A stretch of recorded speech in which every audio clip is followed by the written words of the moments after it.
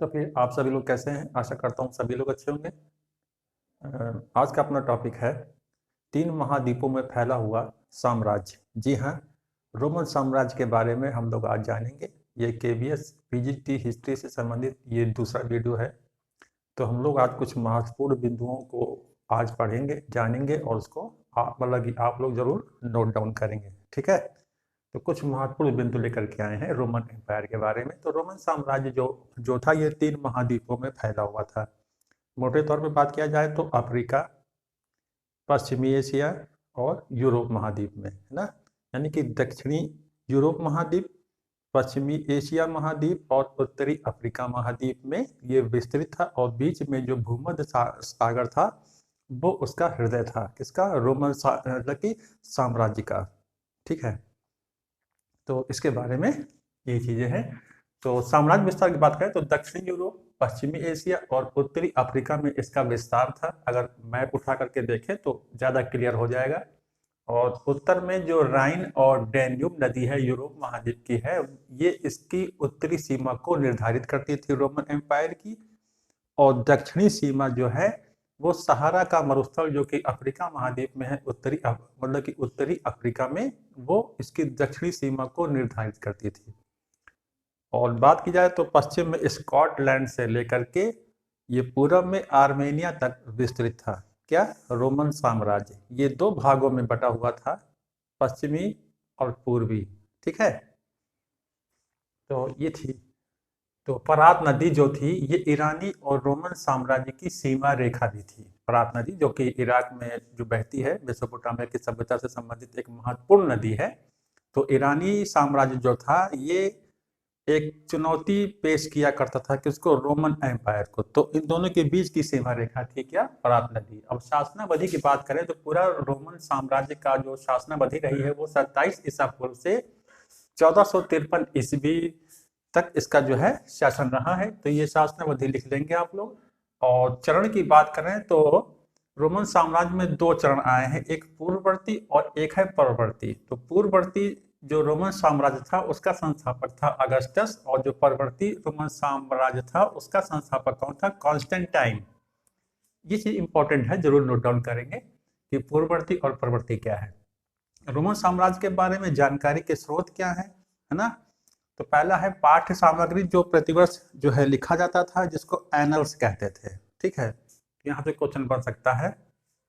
और जो दस्तावेज होते हैं बहुत सारे लिखित में, वो उत्कीर्ण अभिलेखों में होते थे। और पेपाइरस नामक एक वनस्पति होती है जो उससे जो है कागज बनाया जाता था, उस पर लिखा जाता था। ठीक, और कुछ भौतिक अवशेष जैसे कोलोसियम, जहाँ पर एक योद्धा होता था, मतलब की तलवार लिए, जो जंगली जानवरों से मुकाबला किया करता था। एक थिएटर, एक स्टेडियम टाइप का था एक कोलोसियम। तो वो एक भौतिक अवशेष है, तो उससे हमें जानकारी मिलती है बहुत सारी। आरंभिक काल की बात करें तो पूरे रोमन साम्राज्य में सरकार की एक साझा प्रणाली हुआ करती थी जिसको कहते थे सेनेट। ये इंपॉर्टेंट है, उसको सेनेट कहते थे। और पूर्वी भाग की यूनानी और पश्चिमी भाग की लातिनी जो थी ये प्रशासनिक भाषा थी। रोमन साम्राज्य बहुत बड़े क्षेत्र में फैला हुआ था, तो भाषाएं भी जाहिर सी बात है कि बहुत सारी होंगी, लेकिन 2 ही भाषाओं को रखा गया था, एक यूनानी और एक लातिनी भाषा को प्रशासनिक भाषा के रूप में। और किस भाग में कौन सी बोली जाती थी ये मैंने अभी आपको बताया। ठीक है, सेनेट में रोम के अतिरिक्त बाद में इतालवी जमींदारों को भी शामिल किया गया था। देखिए, रोमन साम्राज्य में 3 बहुत महत्वपूर्ण खिलाड़ी थे। एक सम्राट स्वयं, दूसरा ये सेनेट, एक विधायिका थी ये, और तीसरा है सेना। सेना बहुत विशाल थी, लगभग 6 लाख सैनिक हुआ करते थे। राजा की योग्यता इस पर निर्भर करती थी कि वो अपनी सेना को कितना नियंत्रित कर पाता है, क्योंकि इतनी बड़ी सेना है तो वो इतना तो अपने अंदर वो कॉन्फिडेंस रखती थी कि वो किसी भी सम्राट के लिए चुनौती बन सकती थी, है ना। तो विशेषता क्या थी कि राजा कितना सेना को संतुष्ट कर पाता है, और राजा जो था सेनेट को भी कितना संतुष्ट कर पाता है, ये भी मायने रखता था रोमन एम्पायर में। उसके बाद बात करते हैं सेना की। तो सेना यहाँ की व्यावसायिक थी, उसको नकद वेतन मिलता था, और राजा की सफलता सेना के नियंत्रण पर निर्भर करती थी। ठीक है, अगस्टस से टिबेरियस के बाद केवल ट्राजन ने फरात के आगे निरर्थक कब्जा किया है। कहने का तात्पर्य यह है कि जो अगस्टस राजा था, और जो टिबेरियस था। इन लोगों ने रोमन साम्राज्य जहां तक था वहीं तक रखा, उसको आगे बढ़ाने की कोशिश नहीं की, लेकिन ट्राजन ने फरात नदी के आगे तक जो है रोमन साम्राज्य को बढ़ाया, जो कि गलत था, क्योंकि एक विशाल रोमन साम्राज्य पर शासन कर पाना उतना संभव नहीं हो पाता है। तो ये चीजें हैं, तो ये क्वेश्चन बन सकते हैं यहाँ से। प्रशासन की बात करें तो कुछ महत्वपूर्ण नगर स्थापित किए गए। देखिए विशाल साम्राज्य है तो कुछ विशेष विशेष नगर स्थापित किए गए, है ना, अलग अलग भागों में, कुछ अफ्रीका महाद्वीप में, कुछ पश्चिमी एशिया महाद्वीप में, कुछ दक्षिणी यूरोप महाद्वीप में। वहीं से ये पूरा प्रशासन चलता था। अब कुछ महत्वपूर्ण नगरों के नाम जान लेते हैं, जैसे कार्थेज, सिकंदरिया और एंटियोक। सिकंदरिया देख सकते हो, मिस्र में देखने को मिलेगा अगर आप मैप देखते हो। इन नगरों से संबंधित नए वर्गों का उदय हुआ, है ना, और सम्राट गैलिनस के समय में इस व्यवस्था को और सुदृढ़ बना दिया गया। जो सम्राट जो गैलिनस था उसने इन महत्वपूर्ण नगरों को विशेष तवज्जो दी या इनकी पावर को बढ़ा दिया सैनेट की तुलना में। ठीक है, समाज कैसा था? सार्वजनिक स्नान गृह यहाँ की सबसे बड़ी विशेषता है। सार्वजनिक रूप से लोग स्नान करते थे। वर्ष के 176 दिन मनोरंजन के फिक्स हुआ करते थे, यानी कि मनोरंजन बहुत ज्यादा तवज्जो दी जाती थी। एकल परिवार की प्रथा थी और प्रत्येक परिवार में दास रोम के परिवार की एक अवधारणा थी। एकल परिवार होता था और दास रखे जाने की एक प्रथा थी, है ना।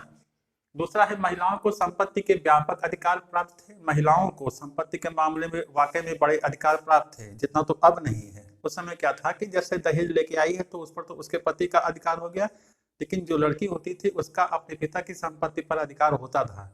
पिता के मृत्यु के बाद वही उसकी मालकिन बन बैठती थी। ये भी एक बहुत बड़ी विशेषता देखने को मिलेगी। तो यहाँ से क्वेश्चन बन सकता है आप लोगों का। और पिता का अपने बच्चे पर कानूनी नियंत्रण था, है ना। पिता चाहे तो अपने बच्चे को मृत्युदंड भी दे सकता था, उसको कोई रोकने वाला नहीं था। तो ये भी एक सोचने वाली बात है। भाषा की बात की जाए तो यहाँ पर अरमाइक भाषा जो कि पूर्वी भाग में प्रचलित थी, कॉप्टिक भाषा जो थी ये मिस्र में प्रचलित थी, प्यूनिक भाषा, बर्बर भाषा ये उत्तरी अफ्रीका में, गैल्टिक स्पेन और उत्तर पश्चिमी रोमन साम्राज्य में बोली जाती थी।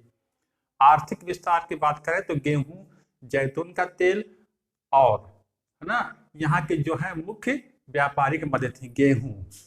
गेहूं, अंगूरी शराब और जैतून का तेल यहाँ की मुख्य निर्यातक वस्तुएं थी। गेहूं सिसली, बाइजेकियम, ट्यूनीशिया में पैदा होता था, वहां से निर्यात होता था ज्यादातर। अंगूरी शराब जो है कैंपेनिया इटली में पैदा होती थी, वहीं से इसका निर्यात होता था। जैतून का तेल स्पेन से निर्यात होता था। एम्फोरा तेल ढुलाई कंटेनर होता था, एम्फोरा। ठीक है, तो यहाँ से क्वेश्चन बन सकता है एम्फोरा क्या है। और ड्रेसल 20 भी वही कंटेनर ही है जिसमें रख करके जैतून का तेल निर्यात किया जाता था। तो दो कंटेनर के नाम आया, एम्फोरा और ड्रेसल। ठीक है, अब स्पेन की सोने और चांदी की खानों की खुदाई जल शक्ति से होती थी। ये भी एक प्रौद्योगिकी का एक नया तरीका था उस समय कि उसमें जल शक्ति का प्रयोग किया जाता था और खानों की मतलब खुदाई में जल शक्ति का इस्तेमाल होता था। ये एक विशेषता है। अब श्रमिक जो होते थे, जो श्रमिकों के बारे में जो सुनने को मिलता है, दासों के बारे में, जैसा कि सभी लोग जानते हैं श्रमिकों के साथ दासों के साथ कैसा व्यवहार होता है ना। तो कुछ इतिहासकार हैं 3 जिन्होंने श्रमिकों का वर्णन किया है। तो यहाँ से क्वेश्चन पूछे जाते हैं, जैसे टेसियस, कोलुमेला और प्लिनी के द्वारा श्रमिकों का वर्णन किया गया है। श्रमिकों का शोषण होता था ना, तो कोई परिवार श्रमिकों के साथ अच्छा व्यवहार भी करता था। तो इस प्रकार की बातें देखने को मिलती है। तो उसमें कोई विशेष नहीं, केवल ये 3 नाम आते हैं। सामाजिक श्रेणियां कौन कौन सी? पूर्ववर्ती भाग की बात करें, यानी कि रोमन साम्राज्य का जो पहले वाला भाग था, टेसियस ने 5 वर्गों का उल्लेख किया है। एक सेनेटर, दूसरा अश्वारोही जिसको नाइट कहते थे, सम्मानित वर्ग, एक कमीनकारू माने जो लोफर टाइप के होते हैं, निकम्मे टाइप के, जो सर्कस देखा करते थे, नाटक देखा करते थे थिएटर में जाकर के, कोई काम नहीं होता था उनके पास। और 5वां है दास। परवर्ती काल की बात करें कि इसके बाद वाला जो काल था, यानी कि कॉन्स्टेंटाइन के समय में, अभिजात वर्ग में सेनेटर और नाइट यानी कि अश्वारोही को अभिजात वर्ग में शामिल कर दिया गया। दूसरा वर्ग था नौकरशाही, है ना, यानी कि आम वर्ग। और तीसरा वर्ग था ह्यूमिली ओरिस, जो कि निम्न वर्ग कहलाता था, यानी कि 3 वर्ग में बटा था। पूर्ववर्ती काल 5 वर्गों में बटा था, परवर्ती काल 3 वर्गों में बटा हुआ था। पूर्ववर्ती काल में क्या हुआ कि चांदी आधारित मौद्रिक प्रणाली का प्रचलन था, यानी कि अगस्टस के द्वारा जो रोमन साम्राज्य स्थापित था उसके समय में चांदी पर आधारित मौद्रिक प्रणाली प्रचलित थी, क्योंकि स्पेन की खानों से चांदी बड़ी मात्रा में निकाली जाती थी।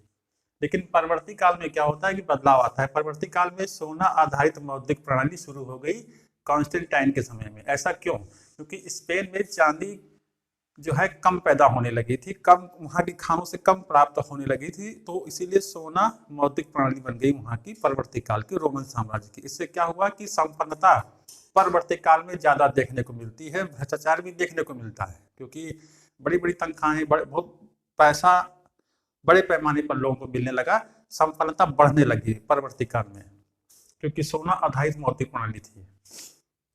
ठीक है, परवर्ती काल में कुछ दो राजाओं के बारे में जानते हैं जो कि परवर्ती काल के थे। कॉन्स्टेंटाइन पहला था जिसने स्थापित किया, इसने ईसाई धर्म को राजधर्म बनाया, इंपॉर्टेंट चीज है। और इसने सॉलिडस नामक सिक्के चलाए जो कि सोने का होता था और 4.5 ग्राम का हुआ करता था। राजधानी इसने कुस्तुनतुनिया का निर्माण किया जो कि इस्तांबुल के नाम से प्रेजेंट टाइम में जाना जाता है। इसको बेजेंटाइन भी कहते थे। ठीक है, डायक्लोसियन जो थे ये कम महत्व के क्षेत्रों को हटाकर साम्राज्य को इन्होंने थोड़ा छोटा किया, यानी कि बुद्धिमत्ता दिखाई इन्होंने कि बड़े पैमाने पर शासन करना संभव नहीं हो रहा है, तो जो निरर्थक क्षेत्र हैं उनको हटा दो, साम्राज्य थोड़ा छोटा कर दो उसको। तो उसने ये काम किया। और असैनिक कार्यों को सैनिक कार्यों से इसने अलग करने का काम किया। किसने? डायोक्लेसियन ने, है ना। और सेनापतियों को स्वायत्ता दी।